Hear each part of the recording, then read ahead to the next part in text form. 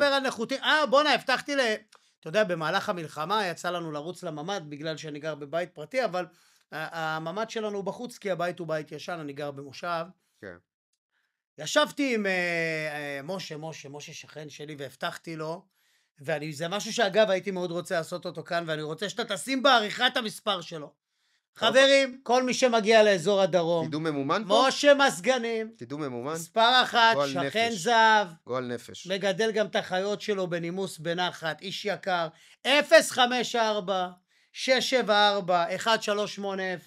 תתמוך בעסקים בישראל. משה, אנחנו עוד לא שם ואתה כבר מתחיל לפרסם לאחרים. תתמוך בעסקים בישראל. תשמע, מה קרה, מה יש בזה? הוא איש מסגנים, אז תמיד תהיה לו פה עבודה, זה לא אירופה שאין מסגנים. נכון, מה רע, שתהיה לו עוד עבודה? שתהיה לו עבודה, שיצא החוצה איך אנחנו וישווק אותו. נתעלה? למה אני צריך לתת לו את הדקת מסך הזאת?